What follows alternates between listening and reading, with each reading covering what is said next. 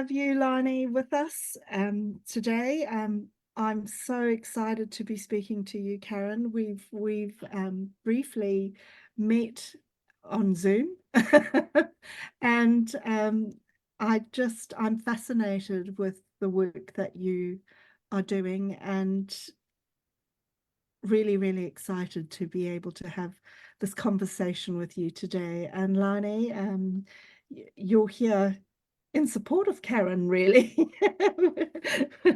And it's lovely to have you. So let's jump straight into it, Karen, because, it's Sunday afternoon, and once we've had this conversation, I'm sure you'll be going back to your family and doing the things that you're supposed to be doing on a Sunday afternoon. What's better than talking about what you love on a Sunday, huh? Well, that's true. That's true. So, Karen, you have had a really interesting journey this far, and so much experience, and a diverse range of experiences too. So, I'm not going to introduce you in any way that is going to detract from that. So I'm going to ask you to tell us a little bit about your journey thus far, and where you're at the moment. Yeah. Okay, sure. So I guess what really started me fully on my healing path was having health issues and going to see a specialist who told me to go home. Am I allowed to swear on here? But this is what he said. He said to go home and sort the shit out in your head. So at the time, I was like really taken back, but I actually processed what he'd said, and I thought, yeah, maybe it is my overthinking, my overanalyzing that has got me unwell.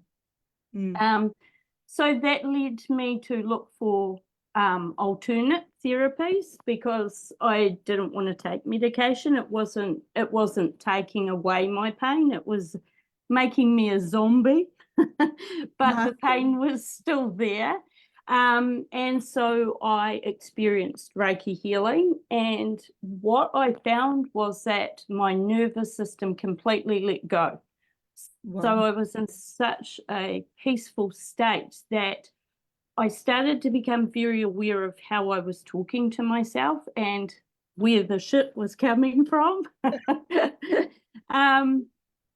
So I decided I was going to do Reiki, and at that time I was in the headspace of, well, if I can help other people, it'll be amazing, not thinking I was actually helping myself as well. And so I ended up doing Reiki levels 1, 2, and 3, and decided that I wanted to do Reiki Masters, but I couldn't actually find anywhere that I aligned with. So I put it on the back burner and decided, well, maybe that's the universe's way of telling me not to do just it. leave it there. Yeah. And it was actually a friend, Trish Douglas. She went over to England, and while she was over there, she messaged me and she said, oh, I'm bringing this new therapy back to New Zealand called Rahnanni Celestial Healing, and I keep hearing your name. So when I come home, I'd really love for you to try this therapy. And I was sort of sitting on the fence with it. I was like, oh, yeah, I don't know. I've sort of put everything on the back burner. And I actually took myself off out into nature and did some meditation. And while I was meditating with my eyes shut, I saw Kuan Yin. So she is the Bodhisattva of compassion. And I opened my eyes and she was still there. And I was like, wow, okay, I don't know why you're here, but I'm thanking you for being here. And I'll know later on why you're here. And then I shut my eyes again, and there was a 6-pointed star.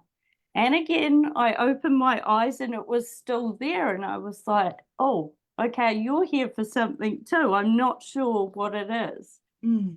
So to cut a long story short, when Trish came back to New Zealand, I went over to her house, still unsure, and I walked into her healing space, and here was Kuan Yin on her wall and the six-pointed star.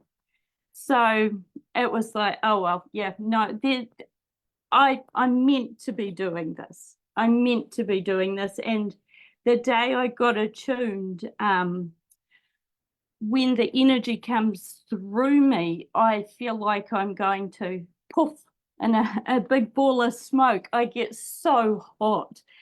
And it was so funny because I had my hands on Trisha's back and I said, Trish, can you smell something burning? And she said, I think it's my shirt because your hands are so hot. And so she jumped up and we turned off everything electrical we could find, and we searched the room and the house and there was nothing. So she hopped back on the table and we started again, and the heat started again. And I'm like, no, Trish, we have to stop. Something's burning. Do you know what it was?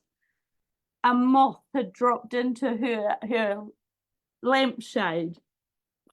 And so You'd picked up on the poor moth. yeah. So yeah, and then from there, what happened was a couple of years after I'd been practicing Rahnanni, and as a healer, I receive healings as well. I started to observe in myself when I went to healings, or I'd really love someone to be able to give me some guidance to work on myself when I go home so that I can carry on the healing, so I can be self-responsible. And I was noticing that with my clients too, that's what they were desiring. So I sort of put it out to the universe, and I clearly heard, well, go home and read your diary because it's in there. And I found it, and I can't even remember writing that I wanted to be an empowerment coach. So I traveled to England, to Birmingham, where I did a very intensive 7-day training for one of many, and women's empowerment coaching. Mm-hmm. So what really drew me to them was they were talking about how we as women have been plugged into the wrong socket for too long, and we're using all the wrong hormones, and it's wearing us out. Mm. And how we could ditch Superwoman and her 3 ugly sisters, the bitch, the martyr, and the victim, and embrace 5 power types, but they soften into their power, so they're in the right energy. And that was what I was looking for. It really, when I come home and I started working as an empowerment coach, and my healing clients also, I could give them tools that had intuitively dropped in when they'd come for a healing, or I could, when I was coaching, I had the tools there. But again, there was still a piece missing in it, and because what I was observing, like I say, in myself first and also my clients, was that they would get so far and then they'd go back, get so far and then they'd go back, just like I would. So I guess what I really noticed it with for myself was when I was because I had this brilliant needs chart on my fridge with the things that I needed to get me to okay. And it was one day one of my daughters said to me, Mum, have you looked at your needs chart today? Because you're mighty grumpy. I was like, Oh, no, I haven't. And it was right. And I thought, I kept slipping back into my survival mode, into the people pleaser. Mm. What is it here? And then I realized through working in mental health and doing really in-depth trauma training, it was the trauma piece. So that was what was taking me back.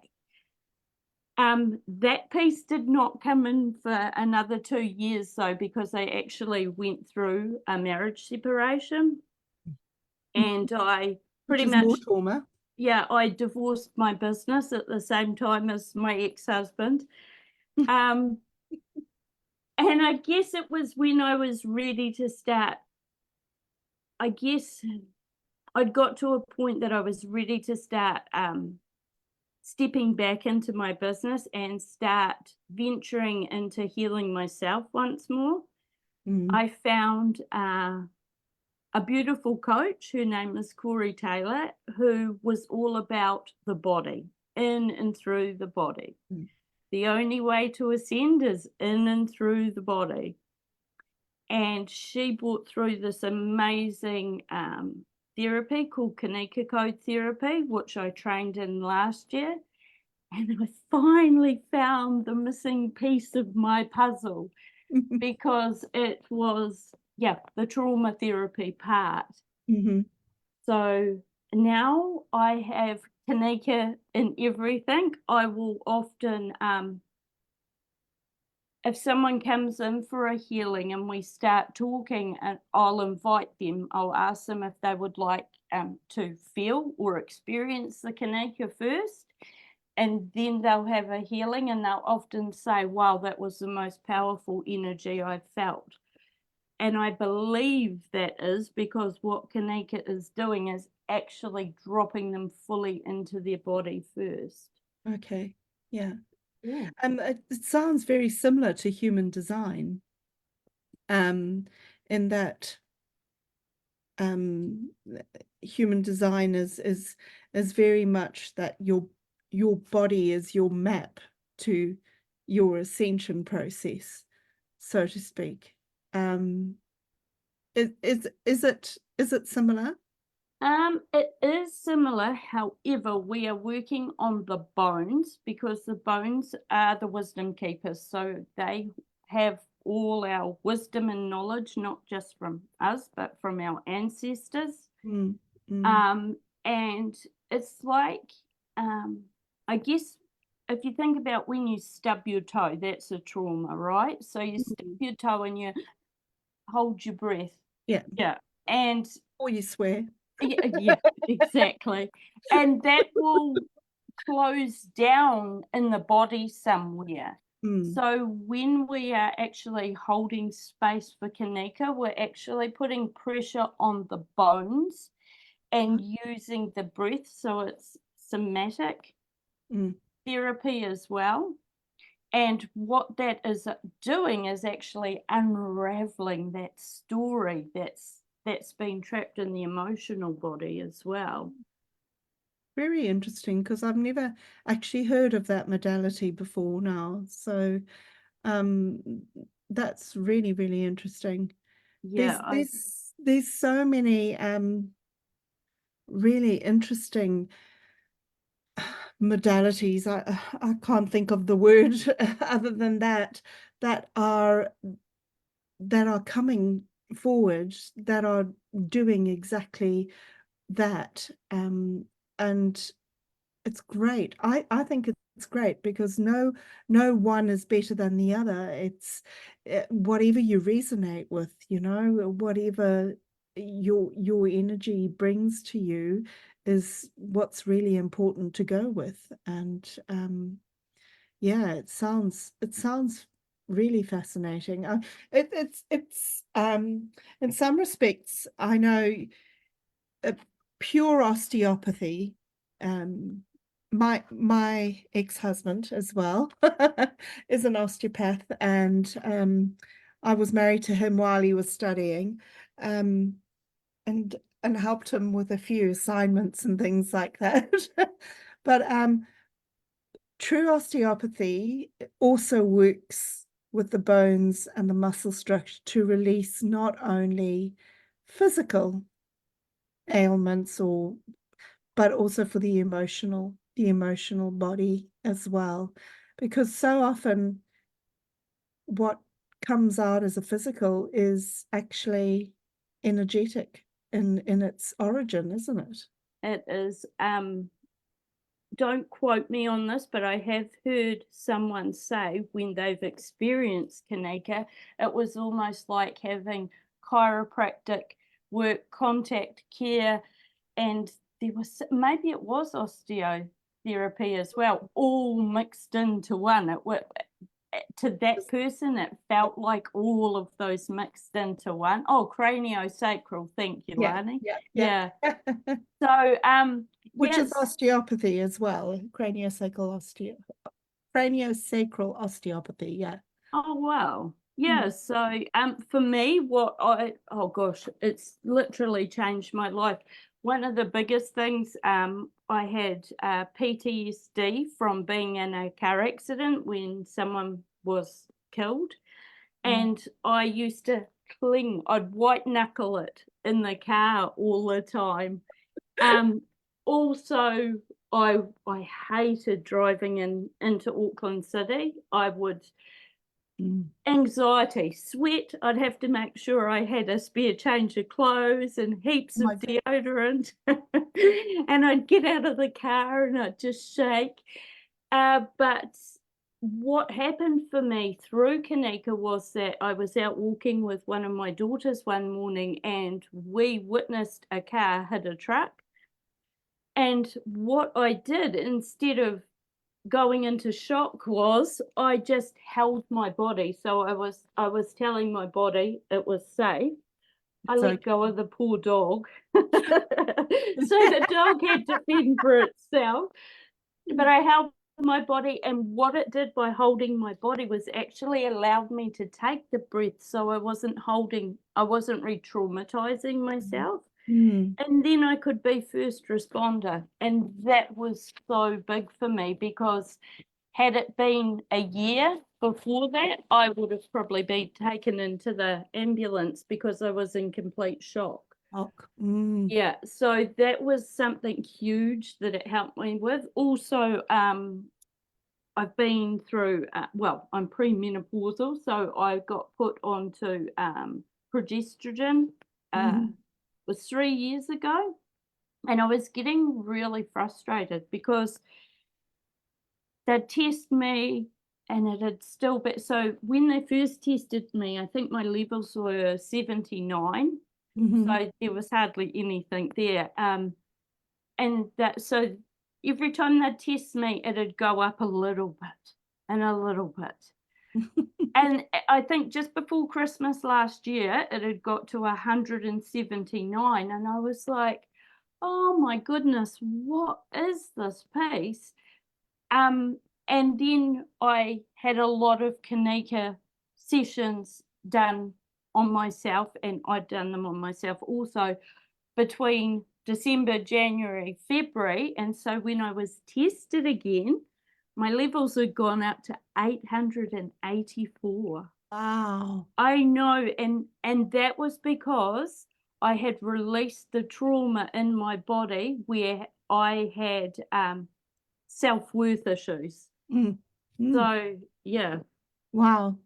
And it's incredible how, when you heal one aspect of yourself, it heals so much more than just that one little aspect. We're like a network, aren't we, really? Yeah. We're all networked with each other, but we're also, our bodies and our minds and our auric energies are a network in themselves. So we're like a network and a network and a network and a network. Yeah. Yeah. So it's all connected, isn't it? It is all connected. It certainly is. Yeah. I was really, really interested to hear about your empowerment coaching, when you said that as women, we've been operating in the wrong energy, so to speak. Could you elaborate a little bit on that? Yeah, so what I guess when we got given the rights to stand beside men and start working in the workforce, what happened was we forgot about everything else we do. The children, the cooking, the cleaning. And I guess because we had been given, the power to, yay, we're finally getting looked at as equals in the workforce, we weren't treating ourselves as equals. So if we asked for support, we'd be seen as weak. So we So saw ourselves as weak, because exactly. actually what we did, which is, it's ironic because, feminism and women emancipation and all that sort of, we actually bound ourselves even more by taking on the yang, the yang aspect of what we're essentially yin, and taking on that yang aspect, but not dropping any of our original stuff. So it was on top of, not instead of. Exactly. Mm. And I guess that's the part that I love the Kanika for, because if you think about it, when we do, we've got to feel safe to slow down, and it's only in our body that we're going to feel safe to slow down. Mm. Because I guess we hear it from the outside world, and then the outside world's voice becomes our voice, and we're telling ourselves a story. Oh my God, but I can't slow down because I've got this, and this to do, and I've got to put the kids first before I can put my feet up. And if I might be seen as a bad mum if I'm not doing this and I'm not doing this. So I'll work from 9 till 5. I'll forget to go to the bathroom, get the kids, take them straight to sports. Then I've got a sore stomach because I haven't eaten all day and I'm dying to go to the bathroom. And you fall into bed and you're completely exhausted, but you're overtired, so you don't sleep. And that's, Self-fulfilling prophecy, isn't it, yeah, really? exactly. So what this journey is getting a woman to feel safe in her body, to slow down and to become aware of the thoughts that are leaking her energy as well, like to catch herself in those self-fulfilling prophecies of, oh God, if I don't do this, I'm going to be seen as a bad mum. It's like, if you can catch yourself and say, actually, if I fill myself up first, if I fill my cup up first, I'm going to be an even better mum, because I'm going to have the energy to be able to actually listen to what you're saying, Mm. have a clear mind instead of a head that's full of things. Mm. Yeah, the rest and the replenishment thing is a huge thing that I work with women, because look, I have to work with it myself. I honestly do. I'm a work in progress like everyone else. I'm taking a whole month off in May just to Good on you. be by myself and actually, I guess, integrate everything fully that I've overcome and I've learned from Mm. last year. So yeah. So So I love it, because it's teaching women that it's safe to slow down. And just recently with a couple of clients, these clients didn't even know what their values were. They had no idea what a value was. mm. And when I sat with them and we walked it through, they burst into tears, because they said, my God, if I don't know what my values are, I'm wanting everyone else to value me, but I'm not valuing myself. So Mm. Yeah. There's nothing but you, actually, in reality. Yeah, you are everything and everything is you. So Yeah. if you're working on yourself, you're working on everything else. Exactly. And I love how you've said that, because I think that's the whole gateway to it. When people understand that when you're actually working on yourself, you are working on everything else. Mhm. It really opens them up to hear it in a different light. Absolutely. I think we've got to get our head around um, unity, really, that actually there is no separation. It's all a perception that we're separate. The fact of the matter is we're all energy. Everything is energy, Yeah. essentially. That is essentially what everything in the universe is energy, vibrating at different levels, but it's energy. That's the essence. And so when you are raising your vibration, you're raising everything, Yeah. not just yourself, because you are everything and everything is you. So, but it's quite a difficult concept to get into, to get people to understand, especially in our secular world.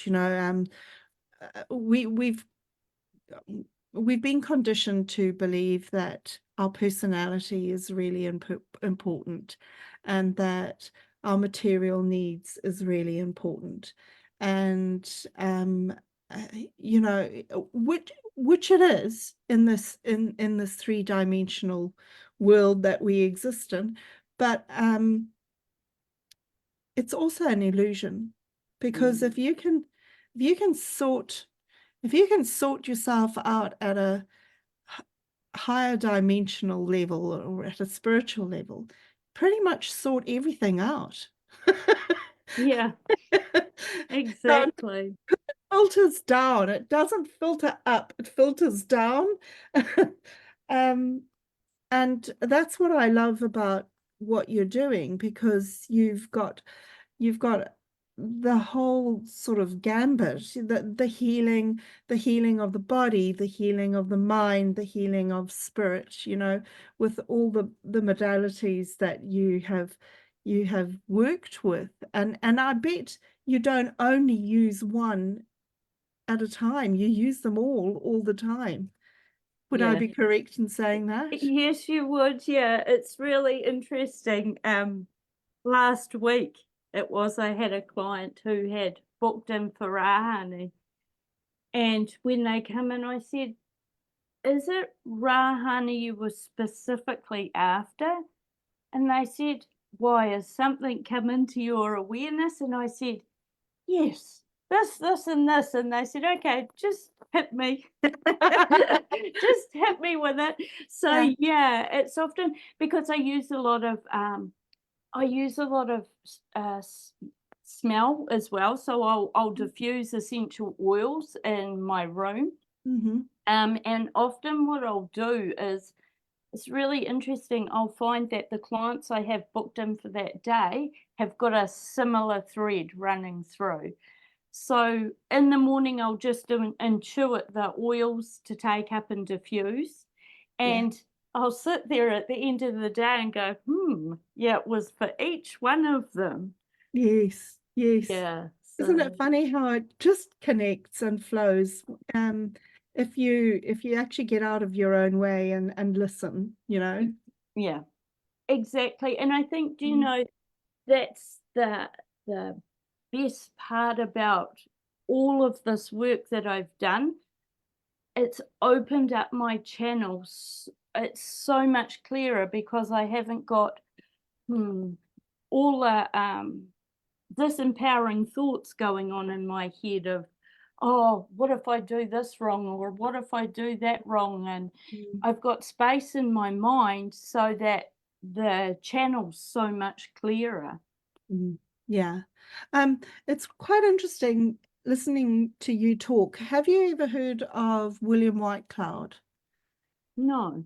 So he wrote a book called The Secrets of Natural Success, and he's actually also written 2 allegorical novels, one called The Magician's Way, and the other one is called The Last Shaman. And contrary to what his name sounds like, he's not a Native American. It's actually his surname. He's South African Wow. by birth, but he makes a lot of sense to me. He talks about our unconscious beliefs. So our shadow and our trauma and our triggers are basically our unconscious beliefs, and they're unconscious. So they are what inform our subconscious, which then creates our reality, because our subconscious brings around our perception. Okay, so more often than not, our responses, or actually no, our reactions and our behavior is informed by our unconscious beliefs. And there's actually just 12 unconscious beliefs that you can put all thoughts and behaviors into. And but if you can become aware of those unconscious beliefs and when they're operating in your life, you can choose for something different. Yeah. And so he actually says that you can not get rid of those unconscious beliefs. You can't. They're there. But you don't have to live your life according to them, because No. they're not true. They're not true. You know, a very prevalent one is, I'm not good enough. Yeah. Most of us have that somewhere along the line. Another one is, I'm not worthy, or I'm not allowed to be capable. And all these, a perfect way is another one that's quite often there, that we you know, that something has to be perfect, but actually what is perfection?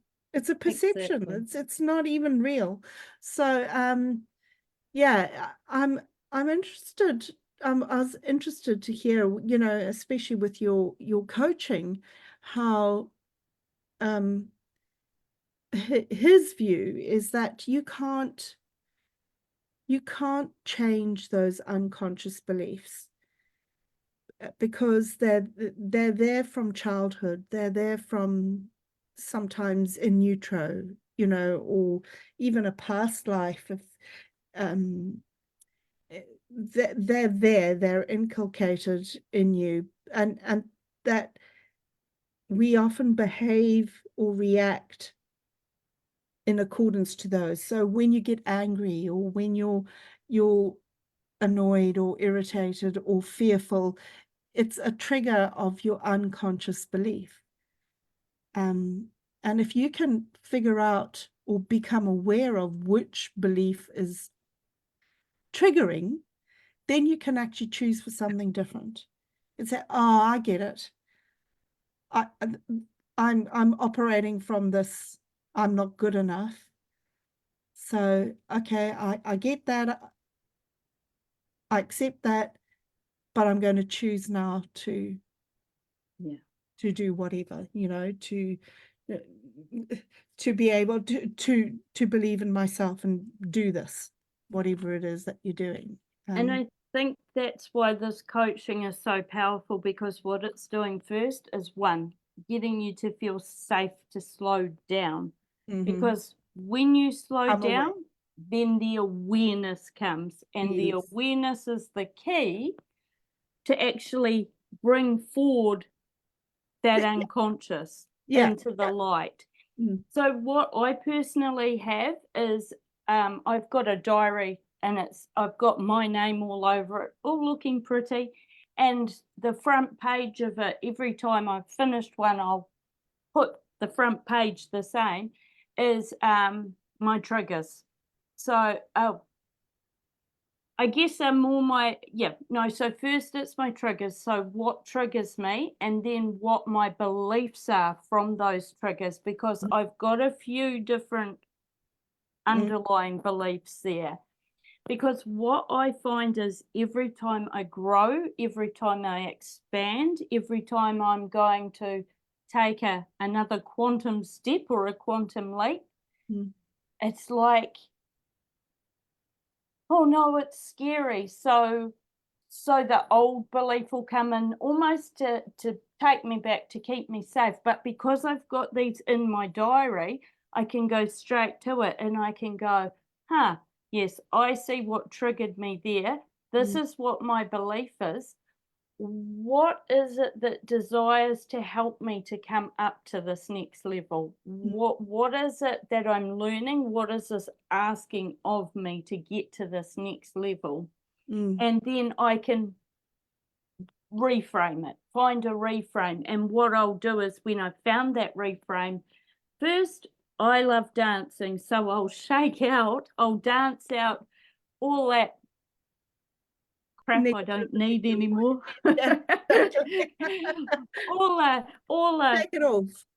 all the not true stories that I've made true. So I'll dance that out, and then I reframe, and I'll use breath work, and sometimes I'll go for a walk, and as I'm walking, I'm doing my reframe, or I'll set my alarm, and first thing in the morning before I get out of bed, I'll be doing my reframes. So I guess it's changing the hardwire in my brain first thing in the morning as well. And last thing at night. Yeah. Really important to be in alignment with what you really want. I have a gratitude diary I do at night. So what I do is I'm grateful. I actually write it out, because I feel like that way it's Yes. getting it out and I'm sealing the deal. But I'm not just grateful for all the good things that have happened through the day. If I've had a few difficulties, I'll sit there and write, I am grateful for this because, and I'll always find the gift in it. Always find the gift in a difficulty, so that next time it's like, oh, I've just learned, if I try it this way, I wonder what'll happen. So yeah, absolutely. I part of the William White Cloud's thinking is that you formulate what he calls choices, and you make your choices every day. You do your choices every day, in the morning and at night, which is exactly the same as like what you're saying, you know. It's a universal language done in different ways, isn't it? yeah, it is. Same thing, but in done in different ways, and people resonate with different things, which is it fascinates me, because you know I've been talking to quite a few people, and actually we're all saying the same thing. I think for me, it's like I need to hear it from different people. Sometimes I need to hear it 5 different ways, and then it clicks, and I'm like, oh, Yeah. now I get it. Yeah. They're saying the same thing, but I've got to hear it in all sorts of different ways. And Yes. that's why I think it's so cool that, there's so many different therapies, because I agree. we're all I saying agree. the same thing in a different way. Yes. And I think with this new shift in humanity, we're realizing as a human race that competition actually isn't healthy. We've been led to believe that competition is healthy, that everything's about competition, being better, being faster, being whatever. I I've right from a child, I don't know what it is in me, but I am the most uncompetitive person, frustratingly so, apparently. As an exceptional swimmer as a young person, really exceptional. I mean, I was asked to join the Olympic development squad, and Wow. but that wasn't my joy. I didn't care if I won or lost, you know. I would dive in the pool and just enjoy swimming. And that did not cut it with a coach, I can tell you that. And it was the same with horse riding and all sorts of things, you know, in my life. I'm just like, ugh, I don't care if I win or not. So do you think it's the competition that takes the joy out of it? Well, yeah, for some people that is the joy, you Yeah, know, but I actually don't think that is the joy.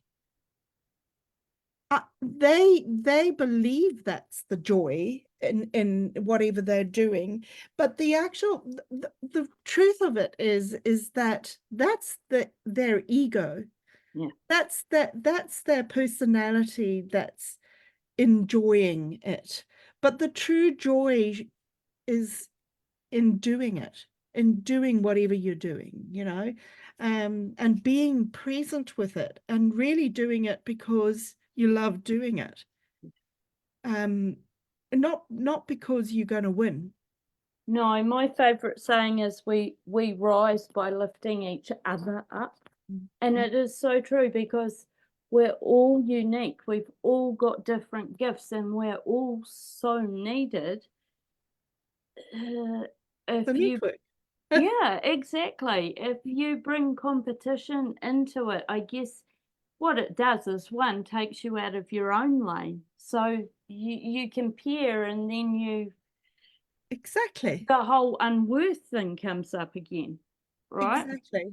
I think But it's a big lie myself. I I think do too. I think, and what I love actually doing when I know I have someone who's really competitive, because it'll be in their actions, their words, the way they hold their body. I'll ask them to get curious with that competition. Where did it come from? And you know what? It often comes back to childhood when they are rewarded for doing better than. yeah, yeah.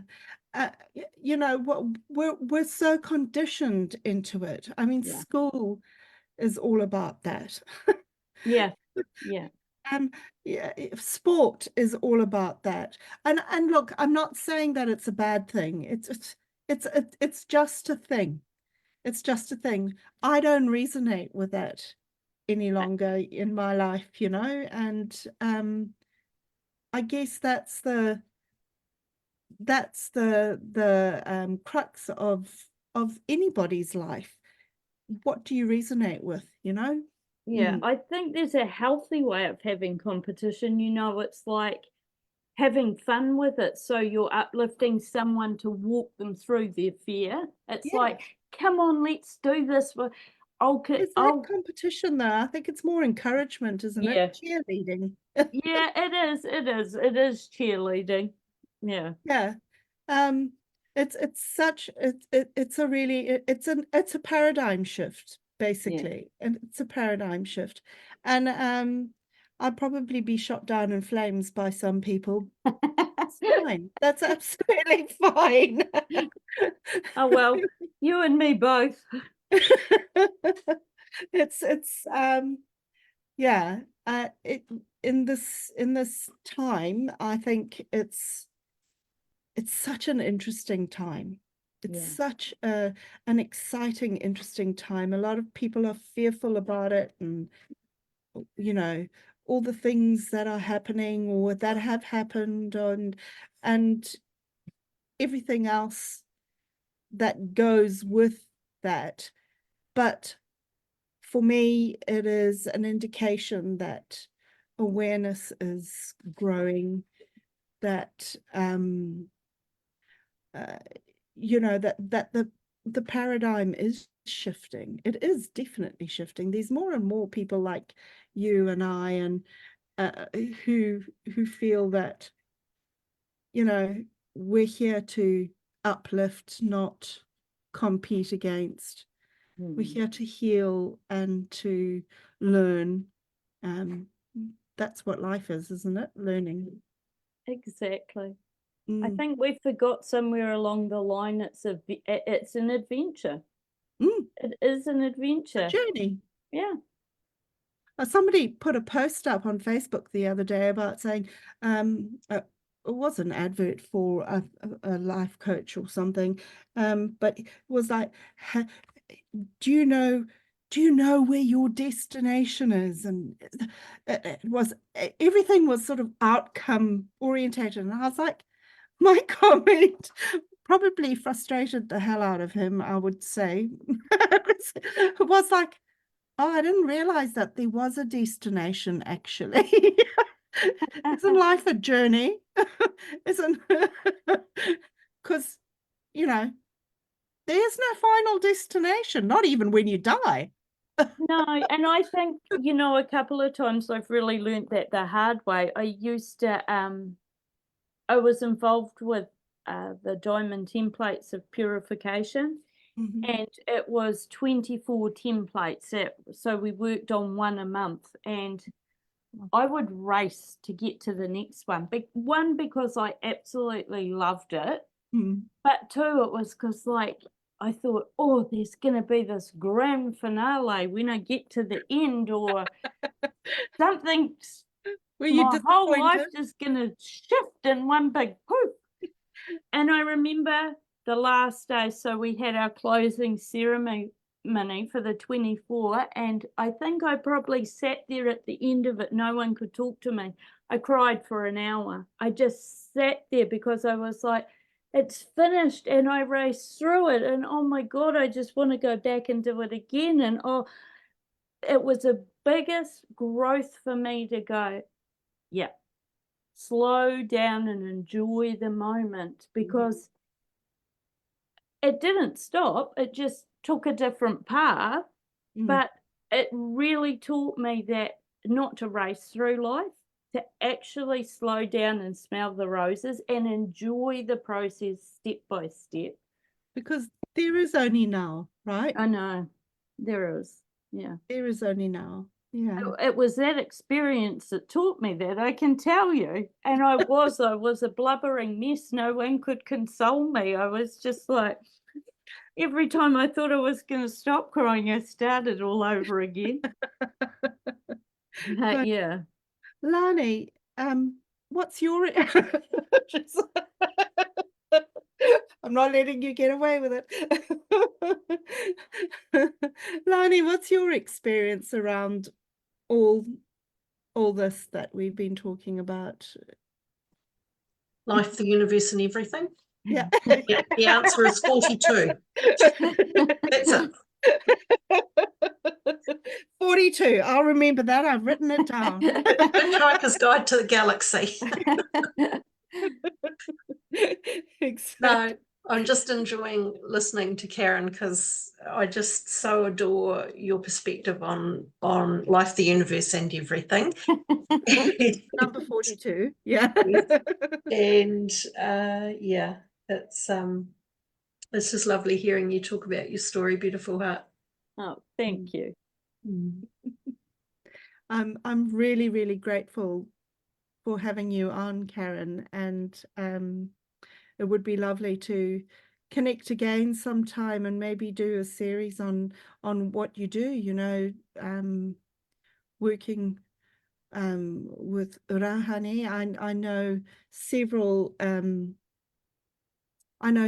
Reiki level 3 practitioners, and personally. Yeah, I didn't really touch much on Rahnanni, did I?